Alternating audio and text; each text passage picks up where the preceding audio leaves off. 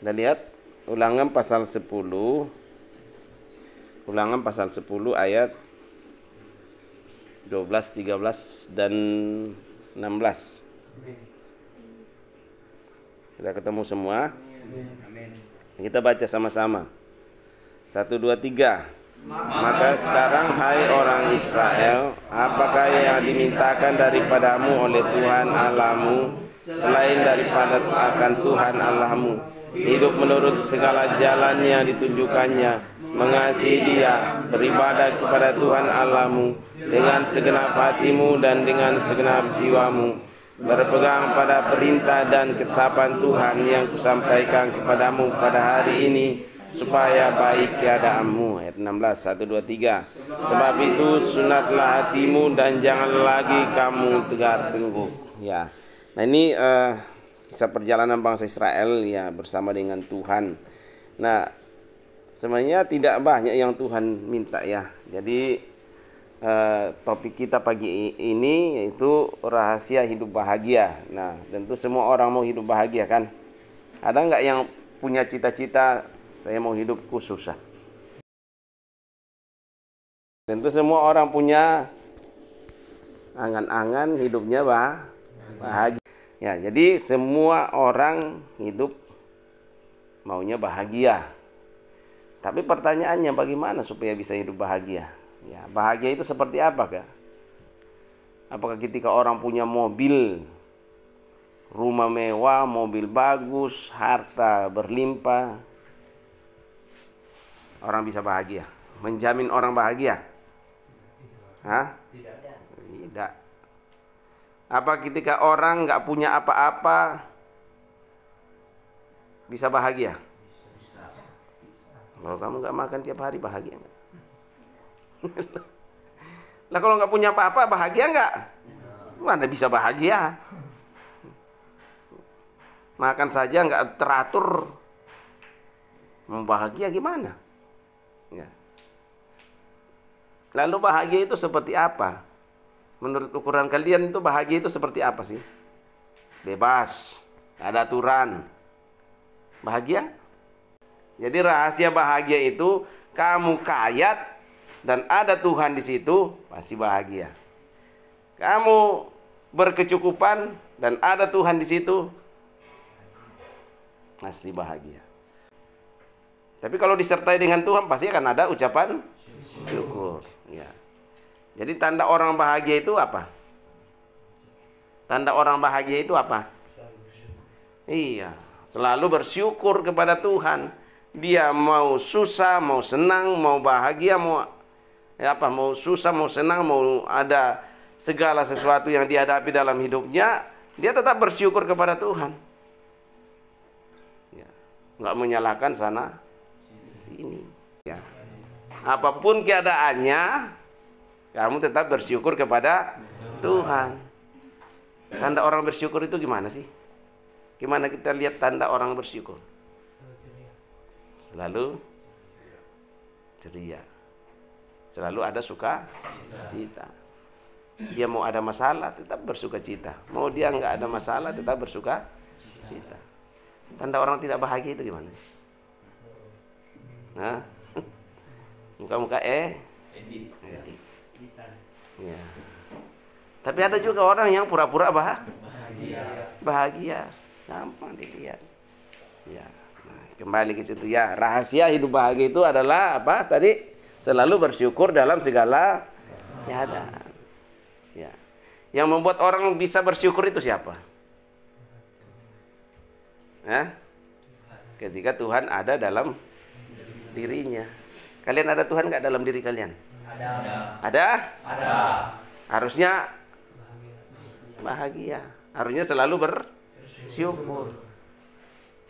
Tapi kenapa? Berarti Tuhan keluar masuk gitu. Tuhan keluar masuk nggak? Enggak kan? Kalau Tuhan sudah ada dalam hati kita, harusnya yang kita lakukan selalu mengucap syukur. Apapun keadaannya selalu mengucap syukur. Harusnya selalu ada damai sejahtera, ada sukacita. Ya, nggak usah macam-macam. Nah, kalau kita baca hari ini bangsa Israel ini, Tuhan sampaikan kepada mereka, maka sekarang hai orang Israel, apakah yang diminta daripadamu oleh Tuhan Allahmu? Apa yang Tuhan minta? Sama kok. Apa yang Tuhan minta sama kita, orang-orang Israel masa kini, umat-umat Tuhan masa kini. Ya. Apa yang Tuhan minta? Apa? Itu baca di situ. Apa? Selain dari takut akan Tuhan. Takut akan Tuhan Allahmu. Ini pertama yang Tuhan minta. Takut akan Tuhan Allahmu. Takut akan Tuhan itu seperti apa sih? Menghormati Tuhan. Gimana cara menghormati Tuhan? Ibadah sungguh-sungguh, berdoa sungguh-sungguh, selalu mencari hadirat Tuhan, itu menghormati Tuhan. Bagaimana mungkin kita mau menghormati manusia kalau Tuhan saja kita tidak hormati? Bagaimana mungkin kamu menghormati orang tuamu, pimpinanmu, kalau kamu nggak menghormati Tuhan? Yang kelihatan saja kamu tidak hormati, apalagi yang tidak kelihatan. Ini yang perlu kita pahami. Yang Tuhan minta itu takut akan Tuhan. Kalau ada unsur takut akan Tuhan di dalam diri kita, pasti selalu kita akan diingatkan oleh Tuhan. Ada Roh Kudus, ya, Roh Kudus pribadi ketiga Allah sebagai penolong, ya, yang menyertai kita selalu. Dia akan selalu mengingatkan kita, jangan. Apa? Kalian pernah merasakan ada suara kecil yang berbicara dalam hatimu? Ya. Tapi kita mau apa? Mau takut sama manusia atau mau takut sama Tuhan? Itu kan konsepnya. Ya. Ketika kamu melakukan pelanggaran dan ditanya, ada dua hal yang pasti muncul dalam pikiranmu, mau jujur atau mau tidak. Ketika kamu jujur berarti kamu takut akan Tuhan. Ketika kamu nggak jujur berarti kamu takut sama manusia, takut dihukum, takut dimarahin, takut apa. Mana yang kamu pilih? Takut sama manusia atau takut sama Tuhan? Ya. Kalau kamu takut sama Tuhan, hidupmu akan selalu mengatakan apa yang sebenarnya terjadi. Ya. Karena kamu lebih takut sama Tuhan. Ya. Berani atau gentle untuk mengakui kesalahan. Sama seperti manusia pertama ketika jatuh dalam dosa, Adam dan Hawa. Adam, di mana kamu? Itu perempuan yang kau taruh di samping saya. Menyalahkan, saling menyalahkan di sana. Ya. Ini kembali. Yang Tuhan minta pertama, takut akan Tuhan. Hormati Tuhan. Ya. Jangan kita takut sama manusia. Manusia itu bisa membunuh tubuh. Tapi Tuhan membunuh jiwa, roh. Gimana cara membunuhnya? Masuk ke neraka. Ya, saya katakan kalau kita masuk neraka sehari, 2 hari, 10 hari, kita mati di dalam, ya mungkin nggak bisa kita tahan-tahan. Udah mati, selesai. Masalahnya nggak mati-mati kan, kekal selamanya. Sama dengan orang yang masuk surga, kekal selamanya. Ya. Masuk neraka nggak ada selesainya, kekal, batu mati terus disiksa terus di situ. Nah, ini yang harus kita mulai cara berpikir kita dirubah gitu. Apalagi kamu generasi ke depan, generasi yang akan menjadi pemimpin-pemimpin masa depan bangsa, masa depan gereja ada di tangan kalian. Tapi kalau kita nggak punya unsur takut akan Tuhan dalam diri kita, kita akan menjadi pemimpin yang bohong, pelanggar dan lain sebagainya yang akan menghancurkan, bukan membangun kekristenan tapi akan menghancurkan kekristenan, bukan membawa kemuliaan nama Tuhan tapi menghancurkan nama Tuhan, menjelekkan nama Tuhan, merusak nama Tuhan. Nah, ini yang harus kalian pegang. Ya. Pertama, yang Tuhan mau dari kita kalau kita mau hidup bahagia tadi, ya, takut akan Tuhan. Kemudian yang kedua, hidup menurut segala jalan yang ditunjukkannya. Hidup menurut segala yang ditunjukkannya. Apa yang Tuhan telah tunjukkan? Alkitab yang kalian baca tiap hari 5 pasal. Ya. Apakah hanya sekedar dibaca atau kamu pahami, dan apa yang kamu pahami di situ yang Roh Kudus taruh dalam hatimu harusnya kamu lakukan. Ya. Makanya firman Tuhan tidak hanya sekedar kita baca. Firman Tuhan itu yang kita baca harus kita lakukan dalam hidup kita supaya hidup kita jadi berubah. Yang selalu saya katakan, yang bisa mengubahkan orang adalah firman Tuhan. Ya. Orang tuamu nggak bisa. Apalagi dirimu sendiri mau, ini nggak bisa. Tapi ketika engkau membaca firman Tuhan itu akan mengubahkan. Ya. Segala sesuatu terjadi karena firman. Ya. Nah ini. Jadi mulai bangun pemahaman kita, yang bisa mengubahkan saya adalah firman Tuhan. Ya, jangan hanya di sini kamu baca firman Tuhan, pulang ke rumahmu nggak pernah baca firman Tuhan. Yang saya katakan sekarang, suatu nanti Sepri, Yanti sudah keluar, kamu bebas pegang HP, ya ada setiap saat kamu bisa baca Alkitab. Jangan hanya ketika di sini kamu baca Alkitab, ketika kamu keluar sudah. Hanya 3 tahun, sayang. Ya. Harusnya dalam waktu 3 tahun kamu manfaatkan. Yesus apa? Dia lakukan. Ketika masuk dalam dunia, waktu 3,5 tahun dia manfaatkan begitu rupa. Dan sampai sekarang miliaran orang dibawa kepada Tuhan. Dalam waktu 3,5 tahun dia pelayanan di dunia. Ya. Kamu prakrin di Jogja 3 bulan. Apa yang kamu bisa kerjakan di sana untuk kemuliaan Tuhan? Ya. Tidak hanya sekedar kita, jangan kita berpikir kita ini sekedar hidup saja gitu. Tapi hidup harus membawa makna. Ya, makna untuk apa? Ya untuk memuliakan Tuhan. Apakah hidup kita memuliakan Tuhan? Nah ini penting. Ini kamu paham gak ini?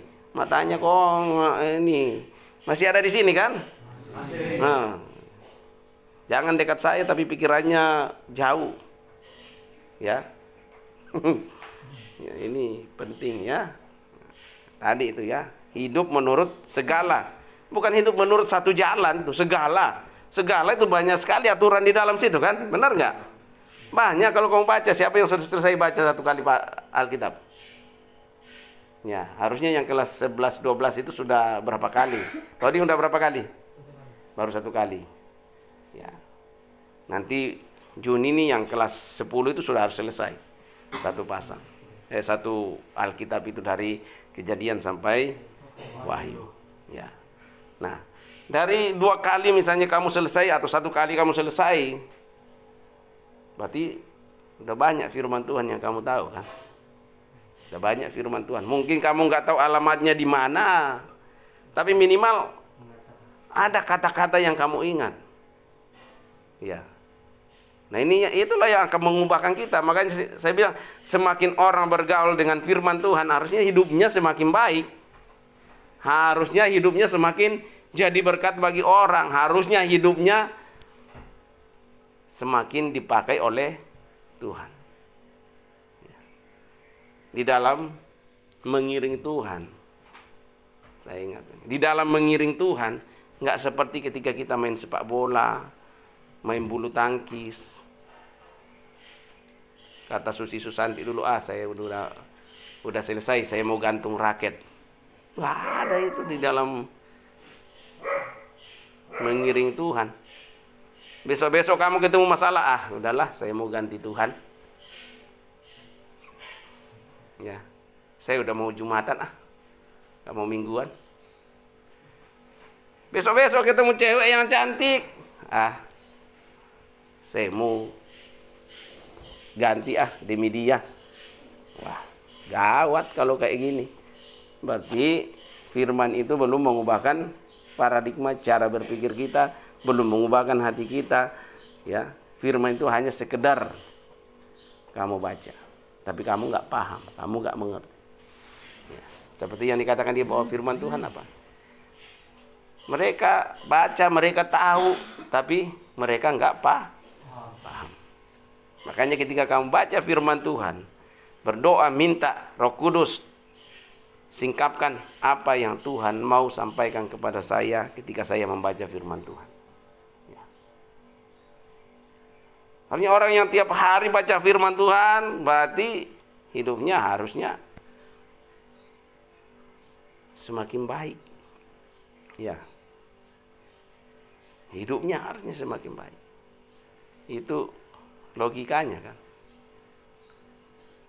Kita mengajarkan apa? Hal-hal yang baik atau hal-hal yang buruk? Hah?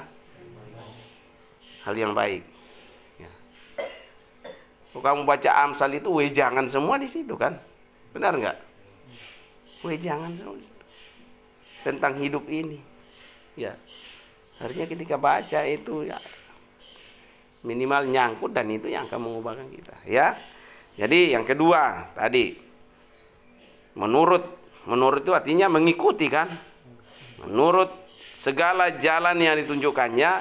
Yang ketiga, mengasihi Dia. Ya. Bagaimana kita mengasihi Tuhan? Bagaimana mengasihi Tuhan? Bagaimana tanda orang yang mengasihi Tuhan? Ayo. Hah? Wih, yang menghayal. Bagaimana tanda orang yang mengasihi Tuhan? Nah, itu tadi di atas. Setia melakukan segala yang diperintahkan oleh Tuhan. Itulah bentuk kita mengasihi Tuhan. Tuhan katakan, kuduskanlah hari Sabat. Kamu ke gereja, kamu bentuk mengasihi Tuhan. Ya. Jika ya, katakan ya. Jika tidak, katakan tidak. Itu sudah bentuk kamu mengasihi Tuhan. Ya. Jangan mabok-mabokan. Hormatilah orang tuamu. Nah, itu bentuk mengasihi Tuhan. Ya. Kasihlah Tuhan Allahmu dengan segenap hatimu dan dengan segenap jiwamu dan dengan segenap kekuatanmu dan segenap akal budimu. Itu bentuk kamu mengasihi Tuhan. Kamu menolong orang lain, apakah kamu mengasihi Tuhan? Tapi yang saya tolong kan kerudung. Dia umat Tuhan enggak? Dia ciptaan Tuhan enggak? Berarti kamu sudah melakukan apa? Perintah mengasihi Tuhan. Kata Tuhan, barang siapa yang memberi secangkir air kepada orang yang hina ini, kamu sudah melakukannya untuk aku. Ya. Kamu menolong orang susah, kamu melakukannya untuk Tuhan, bukan untuk dipuji manusia. Makanya kembali, ketika kamu menyapu, kamu lakukan untuk Tuhan. Masa lakukan untuk Tuhan? Kan ada firman Tuhan katakan apa? Apapun yang kamu lakukan, lakukanlah bukan untuk manusia tetapi untuk Tuhan. Itu bentuk mengasihi Tuhan. Kalau saya nyapu, apa hubungannya mengasihi Tuhan? Kalau kamu menyapu sambil kamu ngomel-ngomel, ini bukan tugas saya, kenapa saya disuruh, dasar botak.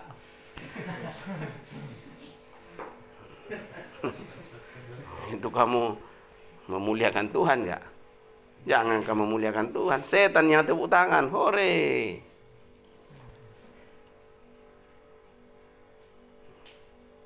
Tapi kalau dengan penuh sukacita mengerjakan, terima kasih Tuhan. Walaupun bukan bagian saya, tapi saya dengan segenap hati tetap menyapu ini. Orang yang mengasihi Tuhan, tadi bentuk mengasihi Tuhan dalam kehidupan kita sehari-hari, gampang kok. Apapun yang kita kerjakan, apapun yang kita lakukan, lakukanlah untuk Tuhan. Kamu prakrin untuk apa? Lakukan semua untuk Tuhan. Walaupun melelahkan, walaupun ini capek, lakukan untuk Tuhan. Kamu gebetlok, lakukan untuk Tuhan. Semua muaranya untuk kemuliaan Tuhan. Ya. Kamu main poli, harusnya bola lewat atas, tapi kamu sengaja pukul ke kepala orang. Karena ada sesuatu dalam hatimu. Apakah memuliakan Tuhan? Ingat, setan hanya datang untuk membunuh, mencuri, dan membinasakan. Kalau Tuhan datang untuk apa?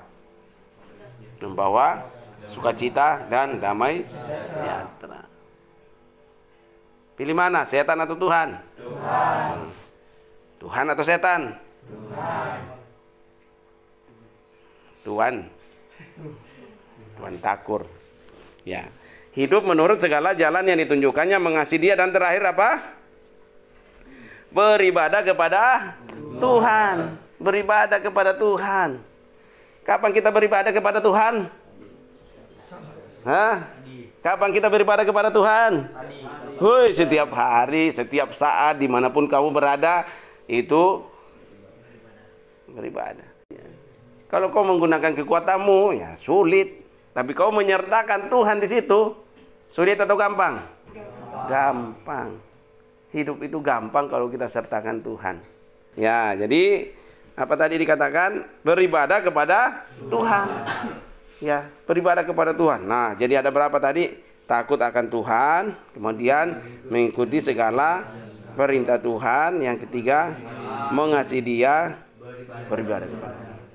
Kamu udah lakukan semua itu enggak? Sudah belum?